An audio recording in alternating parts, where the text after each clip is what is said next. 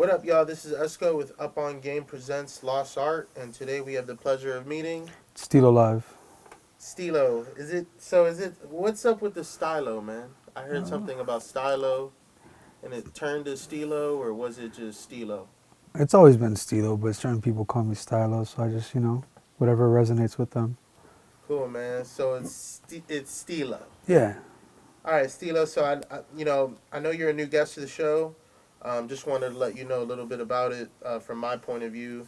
Lost Art. It's a show in search of finding talented artists and, you know, being an engineer, producer, and instrumentalist, showcasing someone like yourself to our audience. So today I've had the pleasure of meeting you and seeing how you work. For those that don't know you, could you tell us how you got the name Stilo? I got the name Stylo because I, I've always been that type of artist that blends different types of sounds, whether it's with instruments, whether it's genre fusion. So the fact that I can like blend these different styles, like someone just knighted me with that name, Stylo, just because I bring that my swag to it, my style to it. So And Stilo, where are you from, bro? I'm originally from San Francisco. My family's from El Salvador Dope. and Honduras. Yeah. Cool, man. So I saw you were in Colombia with Kilo about 2 weeks ago, and we spoke to him a few days ago. But what was your take on the trip? It was great. It was a great experience. Colombia always inspires all of us. And I was inspired collectively with the team, and I was inspired like personally as well. So it was great. Cool, man. And watching you work in this crazy looking studio behind you, man, like it's a crazy setup. Could you tell us about this studio? Yeah, this is Saban Music Studios. Mm.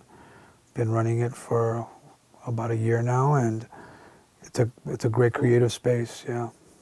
And how'd you get into music? I've always been into music. I think I was just born to be into music. I feel like I got my fuel, my inspiration, my direction at church.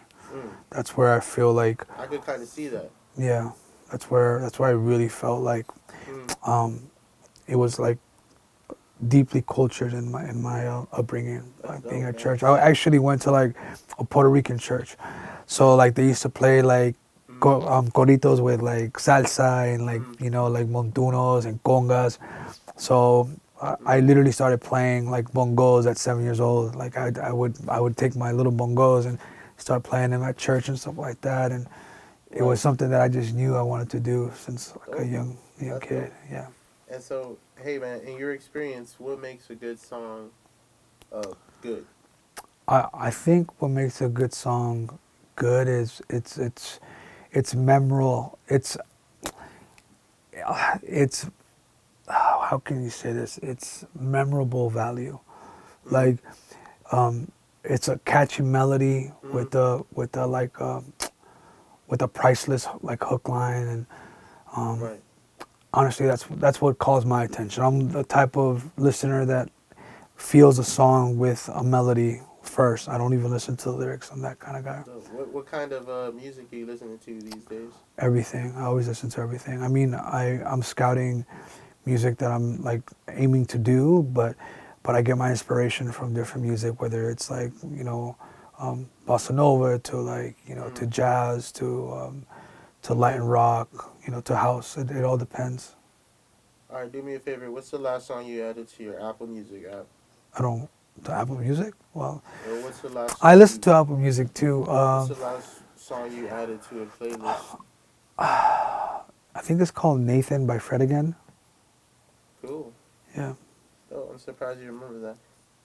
What's the last song you added to your music playlist? I believe it was Fred again's Nathan on episode 3 or episode 3, like it's a new EP that just dropped like Oh, at the end of January. I'm surprised you remember that. So I was looking through your Instagram. You mentioned that you're a Grammy nominated producer, engineer. Could you tell us a little about that from your perspective and what those accolades are for you? Yeah, well, I would say like I really got my foot in the door by developing with this group, Los Racas. They're a Panamanian group based out of Oakland, Mm. and they had recently got signed to Universal. So I was like their main go-to guy when it came to producing, to writing, to engineering, and we were able to travel like to New York, to Miami, to Panama, and we were able to work on this very interesting album that ended up being nominated. We worked with Sebastian Chris, who's like a legend in the industry, and with his help, we were able to craft a really good album that was recognized by the Recording Academy. Cool, man. So that you would say that project helped you kind of branch your name out. I feel like that. I feel like that definitely helped craft the credibility in the industry. But I feel like that's all it did. It just, it just helped like open doors, but So it was great. It was a great experience. dope. So tell me about Suko Sounds, or is it Sucko Sounds? Suko Sounds. Tell me Suko about Sounds it's a production label that's goal is to showcase my production with collaborators that I work with. So whether it's working with people like Kilo or other emerging artists, the goal is for my production to showcase as an artist with them as well. So we currently have a distribution deal through 1RPM, and I love like finding new talent and developing with the new talent. 'Cause I always say I'm developing with them because I'm always learning something new about myself in the industry, and also helping the development of the artists that I'm working with. Cool. So I saw that one of the projects under Suko Sounds is Hookah Rose, and it's the first project where you and Kilo collaborated. Could you tell me about that song? Yeah, well, it's a record that we started working on back in 2019 when I first moved out here to LA. Like Kilo was one of the first people to receive me here in LA Cool. as a colleague and as a friend, and we were at my house, and I had just bought a harp. Well, not bought. I just rented a harp, and I'm like, dude, like I want to do something with the harp, and he was like, dude, I have this cool song I've been working on. What do you think? And we worked on it with this other collaborator, and it literally we had the song pretty much ready to go for a while, but we felt like it was missing something. So we met this other collaborator. Her name was Mocha, and she added her swing, her taste to the song, and it became Hookah Rose. And we released it late last year, and we reached over 100K on Spotify, which was cool. That's fire. Yeah. So where are you currently with your music, and are there any projects coming out? Where am I currently with my music? I'm still developing. I'm working on an EP. That's gonna be like a self-titled EP. Cool. Well, not self-titled. It's gonna be a project for Stylo Live. Yeah, like an engineer kind of pack. No, like Song. it'll be like I'll be working with different artists, or it'll be like just me, like an instrumental, like an instrumental Stylo time. presents something. No, like Stylo Live, blah blah blah, and then like it'll be like, think of it like Fred again, or like a Tiesto record, or like a Tiny, like I'll be collaborating with different artists, or yeah, just releasing music as a producer artist, yeah. But that's one of the projects. I'm also working on an EP with Mocha, obviously working with Kilo as well, and other interesting projects that I'm excited to share soon. So a few moments ago, you mentioned that Kilo was one of your first friends in LA. Where were you prior to? I'm originally from San Francisco. Oh, okay. Yeah. So you moved down? Yeah, moved That's up. dope, man. Moved down, Alright. yeah, moved down. Yeah, you're right. So I'm gonna switch it up for a second. Stylo, when you're like, I don't know if you could tune this far back, or when you were like in high school, fresh out of high school. It's far a long time ago. Fresh out of high school, maybe 16, 17. What were you up to? 16, 17. I was in high school. I was playing at a church with a Christian band. I was playing guitar and playing congas with them. Yeah. So I've been doing music ever since, like throughout my whole teenage life. Mm-hmm. So life growing up for you was like very family oriented, church oriented. Yeah, and a lot of freaking rebel stuff in between, but yeah. I hear you, man. No one's perfect. Yeah, But you grew up in San Francisco? yeah, in Frisco, yeah, Oh, what part? What in the city? Mission, baby. Mish? Yeah, in the Mission, San Oh, Francisco, never heard of it. La Mera Misión. Oh, Yeah. all right, man. So, Stilo, there's a kid out there going through some wild hardships and, maybe something that you've experienced. And he walks into an event and he sees you DJing a set for the first time. What do you want that dude to take away from your performance? The passion. I want them to feel the passion in my music and my performance and what I give. I feel like when you passionately do something, it allows you to have a therapeutic outlet, and it gives you hope. So I want them to take that hope, through my passion, through my performance. Yeah. And this young dude leaves that show and he's like, damn, I want to be a DJ, or but he's worried about his friends saying he sucks, or what do you tell that kid? Oh, forget about what anyone says. You got to keep going. You got to believe in yourself. You gotta search for the answers that you're looking for and ask questions. That's dope. I like that response. Could you name a few artists that helped influence you growing up? I would say Santana was definitely one of my big influences. LD Miola, which is another guitarist. I'd say the Fugees. Uh, I don't know, like What about DJs? DJs. I didn't really start getting into DJs until like I started producing, because it wasn't like the thing. I mean, but Tiesto has always been amazing. I would say Timbaland was dope as a producer. Pharrell was dope as well. Missy Elliott. So Speaking on music again, what DAW do you prefer? I use Ableton to create and Pro Tools to record. So, in your experience making music for all these years, for the kids watching, does the DAW matter? No, Some people believe you can't produce great vocals on FL, only beats. Do you think that's true? no. People swear on Pro Tools and Studio One, but to me it seems like whatever the person knows best, that's what he should stick to. Do you agree? Absolutely. I know a girl, just to give you a quick little story. Her name is Ambar Lucid. She had one of her biggest hits, or her biggest hit to date. I think it's Letter to My Young Self. And she recorded it on an iPhone 5C. She recorded Right.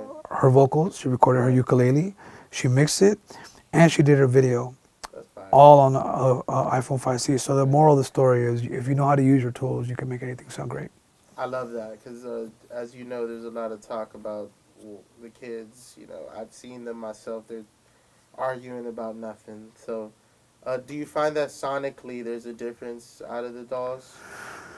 No, I mean, maybe for me, because I know how to use particular DAWs better than others, but I Right. think that it's relative to the user And the workflow, right? and their Because, workflow. when I've watched people, I've been around, I've watched people work on Pro Tools. I see the vocals are quick, but then, if you're on FL, you have, a countdown to each recording, and it's not as kind of, robust when you're recording vocals. But, so you're saying sonically, they all kind of do the same thing. I think it just comes down to how the user knows how to use their tools. If That's the dope. user knows how to use their tools, then I I love feel like that. they can make anything sound good. I love that. We're trying to shut that belief down. I mean, everyone has their preference. For example, I've heard something and Studio One's audio codecs are built for trap music. Is that true, or what does that even mean? I don't think that. I think it's very minute how DAW's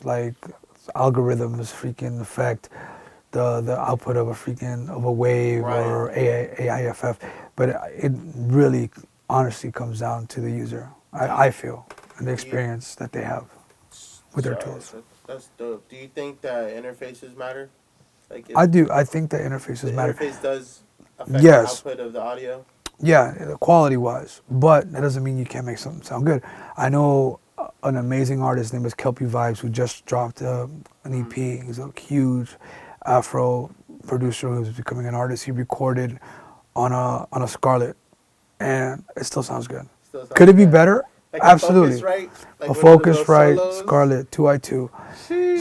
So he recorded on that, Shout and out to that one. and it sounds good. Could it sound better? Absolutely. I mean, you can make it sound better, but that doesn't mean that you can't make it sound good. All right, so I've been in a few studios where, at least from what I've been told, in these bigger studios. Shout out to the Watch. I don't know if you know about those studios, but they're a company that owns about 20 of these crazy studios. Post Malone, Kodak, John Mayer, all these people go there. So I was there and I talked to this guy, and his name's Mixed by Eric, and he was introducing us to like Dr. J speakers and Sony C800G, and I know that those things matter, right? But when you're in a studio with an artist and they're there to create his philosophy, because everyone has their own. He was mentioning that people rent this crazy gear because their main objective is to grab all their raw audio vocals and they'll go mix later. Do you feel like, I mean, I was watching you create earlier and I see that you're like mixing, you're recording yourself, you're cutting EQs. Is that like your process? Like you just go on the fly and cut and chop?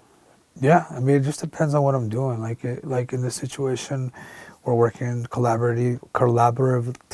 Mm-hmm. collaboratively on a record where I'm engineering it as well, and I'm top lining with the artist.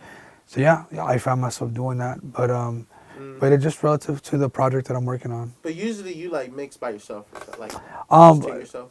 I do premixes and then I outsource the mix to mixers just because sometimes I want a Dope. different ear.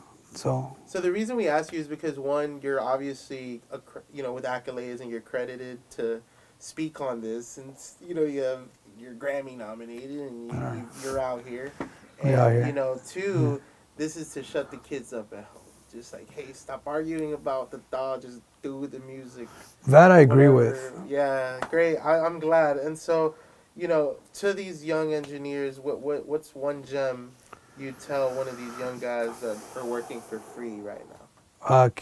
Keep accumulating your hours. Don't ever negate an opportunity because of money. The experience is what gives you the opportunity. And what can we expect from Kilo in 2023? I would say a lot more visibility and a lot more success with creative opportunities I out think there. so too, man. Hey, Yeah. and is there anything you want to ask me? Yeah. What are you?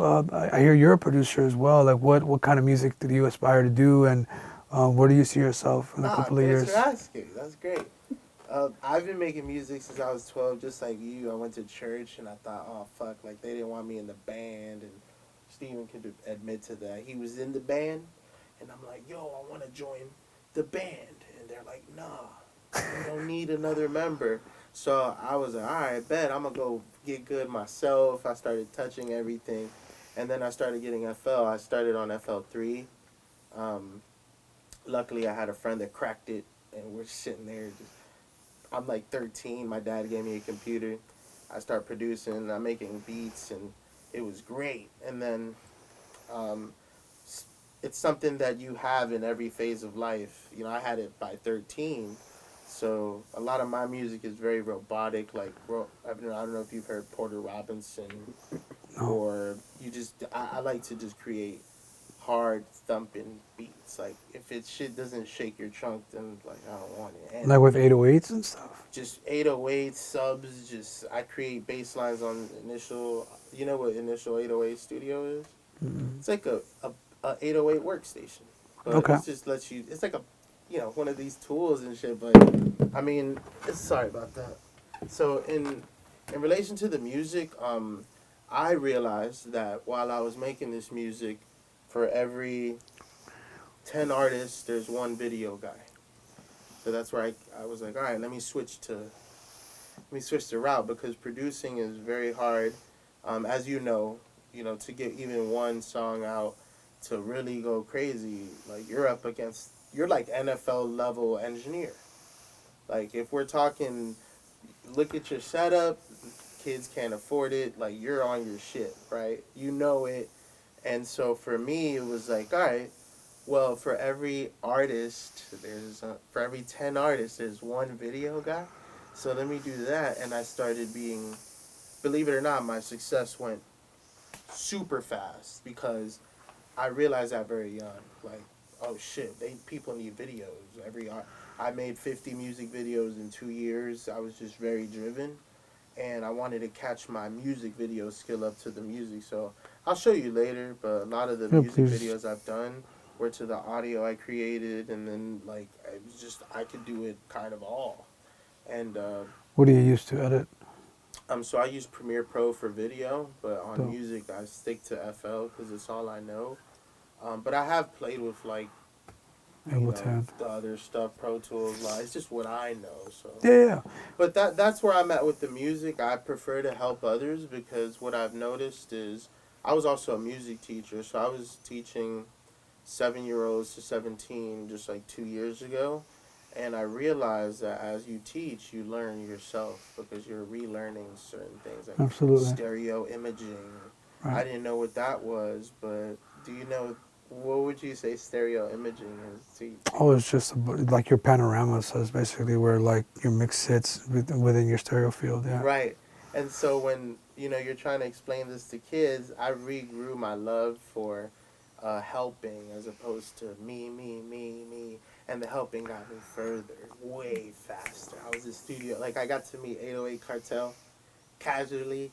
He's a great guy, but you know, I find interest in finding you because that's what the show's about. It's called Lost Art. So I'm not saying that you're lost, but you Oh, definitely need more recognition for who you are and what you do, man. You're not gonna be forgotten. You know what I'm saying? We want to keep guys like you up because you inspire the youth by saying things like, "Hey, yeah, let me confirm with this guy about the doll situation." So I'm just the messenger. yeah, yeah. I'm the guy in the middle between the kids and the experienced But guys. you influence the kids as well, so you have a voice as well. Yeah, I try, man. So look, Yeah. man. I have one last question for you, buddy, before we get out of here. But is there anything or anyone that you'd like to shout out? Yeah, I'd like to shout you guys out for the opportunity. Like everyone in this room, and I want to shout out everyone that's inspiring to be an artist. Don't quit, and like look for your community and build with it. Hey, Stylo, thanks for talking to us at Up on Game. It's Esco, and we're out, man. Thank you, Thank you, bro. buddy. I don't have any more questions, and I appreciate the wisdom. Hell yeah, Hell appreciate the yeah, time, thank you. dude.